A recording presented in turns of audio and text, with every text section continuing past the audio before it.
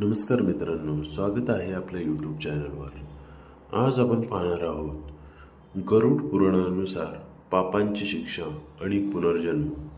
पहिला, गोहत्या, जन्म वटवाघूळ। दुसरं, स्त्री हत्या, रोगांनी त्रस्त। तिसरं, परस्त्री पुरुष संबंध, आपत्कालीन मृत्यू। चौथं, अपमान करणे, मुका। पाचवा, श्राद्धादरम्यान अशुद्ध अन्न, नरकात। सहावं, वेद आणि धर्मग्रंथांना विरोध, डुक्कर। सातवं, चोरणे, आंधळा। आठवं, गायीला लाथ मारणे, लंगडा। नववा, खोटे बोलणे, चेंगराचेंगरीमध्ये मरणे, दहावा, विष देणे, वेडा। अकरावा, अन्न चोरणे, उंदीर। अशाच नवनवीन व्हिडिओ पाहण्यासाठी आपल्या चॅनलला लाईक, सबस्क्राईब, शेअर आणि कमेंट्स करायला नक्की विसरू नका। धन्यवाद।